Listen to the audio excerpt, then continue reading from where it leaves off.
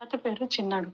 రవి ప్రతిరోజు బైక్‌లో ఆఫీస్‌కి వెళ్ళేవాడు. అదే బైక్, అదే ఆఫీస్. జీవితంలో మార్పు అంటే ఏమిటో కూడా మర్చిపోయాడు. అదే జీవితం అనుకుంటూ రోజులు గడిపాడు. రోజులని ఆ రోజు కూడా ఆఫీస్‌కి వెళ్తుంటే ఒక చిన్న అబ్బాయి తనని ఆపాడు. పాత చొక్కా, చెరిగిన బూట్లు, చేతిలో ఒక సంచి. కానీ అతని కళ్ళల్లో ఒక చిత్రమైన వెలుగుంది. "అన్నయ్య నన్ను స్కూల్ దగ్గర వదులుతారా?" అని అడిగాడు అబ్బాయి. రవి ఒక క్షణం ఆగాడు. తనకు ఆఫీస్‌కి లేట్ అవుతుందేమో అని ఆలోచిస్తున్నాడు. కానీ ఆ అబ్బాయి కళ్ళల్లో ఆశ అతన్ని ఆపేసింది. "సరే ఎక్కు" అన్నాడు. "రోజు ఇలానే వెళ్తావా స్కూల్‌కి?" అని అడిగాడు రవి. "అవునన్నయ్య, నాన్న లేరు. అమ్మ కూలి పని చేస్తుంది. నేను నడుచుకుంటూ వెళ్తాను" అన్నాడు నవ్వుతూ అబ్బాయి. రవి గుండె ఎక్కడో తాకింది. తన చిన్న చిన్న బాధలు ఎంత చిన్నవో అర్థమయ్యాయి. స్కూల్ దగ్గర దిగిన తర్వాత అబ్బాయి రవిని చూసి, "ఓ రోజు నేను పెద్దవాడిని మీలా ఆఫీస్ వెళ్తాను. అప్పుడు మీకు థాంక్స్ చెప్తానన్నాడు." రవి నవ్వాడు. కానీ ఆ నవ్వు చాలా రోజుల తర్వాత నిజమైంది. ఆ రోజు ఆఫీస్‌లో రవి కూడా వేరేలా ఉంది. పని బోర్ అనిపించట్లేదు. సాయంత్రం ఇంటికొచ్చాక చాలా ఆలోచించాడు. నేను ఏం చేస్తున్నాను?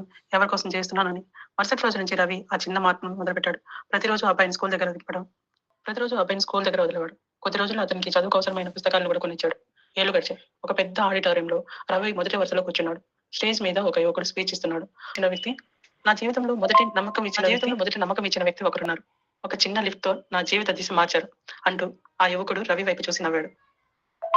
రవి కళ్ళల్లో నీళ్లు తిరిగాయి. జీవితాన్ని మార్చడానికి పెద్ద నిర్ణయాలు అవసరం లేదు. ఒక చిన్న అడుగు చాలు.